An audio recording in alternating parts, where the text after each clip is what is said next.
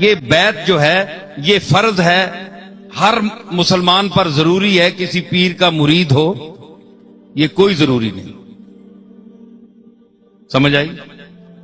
پھر ایک بات جو میں بطور خاص پیش کرنا چاہتا ہوں وہ یہ ہے کہ یہ بات تو ہے اللہ تعالی کے اپنے مرضی کے مطابق کہ وہ جس کو قبول فرمائے یا نہ فرمائے، یہ تو اس کا منشا ہے نا. تو اس میں اور بھی بہت سی چیزیں آتی ہیں کہ آپ اس کو کہیں جناب کہ یہ ضروری ہے، کیونکہ پیر خانوں میں اکثر واعظین یہ اس لیے کہتے ہیں تاکہ لوگوں کے دلوں میں یہ رغبت پڑے، لوگ مرید آ کر ہوں، اور مرید زیادہ ہونے سے نذرانہ زیادہ ہوتا ہے، جتنے مرید ہوں گے اتنا نذرانہ بڑھے گا، تو اس لیے رغبت دیتے ہیں. میں ان چیزوں سے اوپر ہو کر بول رہا ہوں، جو قرآن کا حکم ہے وہ میں پیش کر رہا ہوں. تو اس میں کوئی لگی لپٹی بات نہیں ہے کہ میں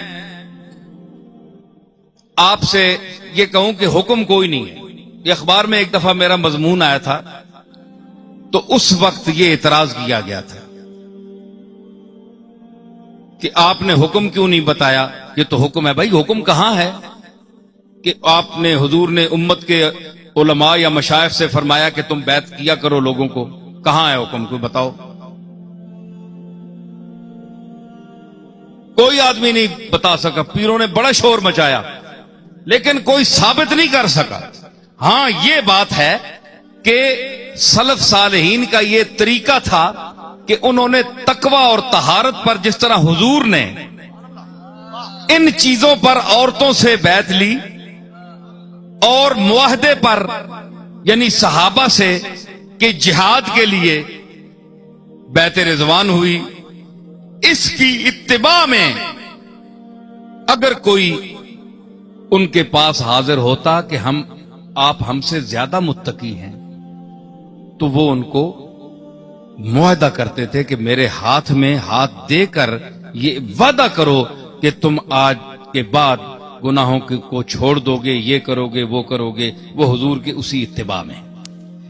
تو یہ اتباع کرنا، جس طرح آپ داڑھی رکھتے ہیں، امامہ شریف باندھتے ہیں اور سنتیں، تو یہ سنت جو ہے یہ مؤکدہ میں سے نہیں ہے کہ تاکیداً کہا حضور نے کہ تم بیعت کرو. یہ ایسی بات نہیں ہے. یہ بعض لوگ کہتے ہیں کہ حضرت پیر میر علی شاہ صاحب نے فرمایا کہ یہ سنت ہے. تو یہ سنت جو ہے یہ سنت زائدہ ہے جو مستحب کے درجے میں ہے، کیونکہ شاہ عبد الحق محدث دہلوی نے مدارج النبوت کی جلد اول میں ایسے مسائل لکھے ہیں جو ان پر لفظ سنت کا بولا ہے لیکن وہ درجہ استحباب میں ہیں. تو مستحب چیزوں کو بھی سنت کے درجے میں انہوں نے لکھا ہے.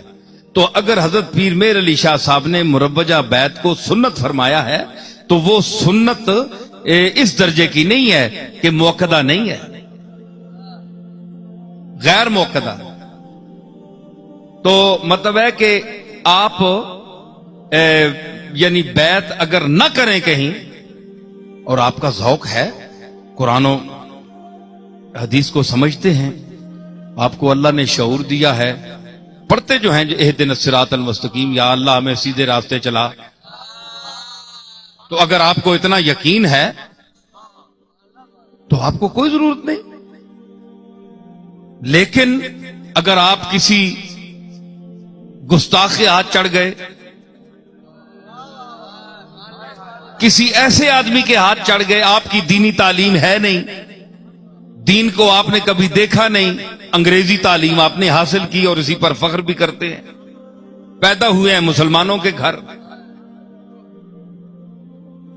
ہے جی، ہم کیا کہیں، احباب کیا کارے نمایاں کر گئے، بی اے کیا نوکر ہوئی، پینشن ملی اور مر گئے ہیں جی.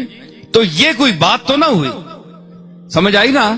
تو یہ چیز آپ دیکھیں کہ آپ نے اگر اس کے تقاضے آپ پورے کر سکتے ہیں، اس کے تقاضے آپ خود پورے کر سکتے ہیں، تو آپ کو کسی شیخ کی ضرورت نہیں ہے. تو بعض لوگ کہتے ہیں جس کا کوئی شیخ نہیں اس کا شیخ شیطان ہے، یہ بھی غلط بات ہے، یہ کوئی حدیث نہیں ہے، یہ غلط ہے، بڑی مشہور بات ہے، غلط ہے، حضور نے نہیں فرمایا۔ تو اگر یہ بات سچ ہوتی تو مجھے آپ بتائیں کہ جن کے ہم مقلد ہیں، میرا سوال ہے، امام ابو حنیفہ جس نے صحابہ کو بھی دیکھا، ان کا پیر مجھے بتائیں وہ کس کے مرید تھے؟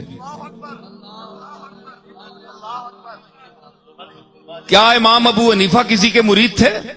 امام شافعی کسی کے مرید تھے؟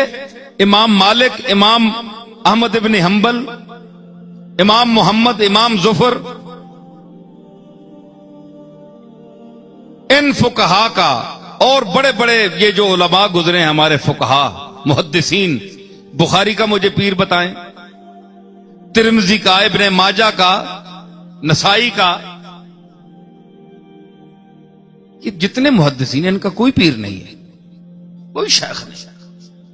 یہ خود اللہ نے اتنی صلاحیت دی تھی کہ قرآن اور سنت کے حوالے سے یہ خود منزل پر پہنچ گئے۔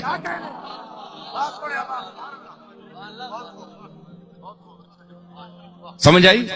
تو اس لیے اگر اس منزل کا کوئی آدمی ہو تو وہ بے شک نہ کرے اس منزل کا۔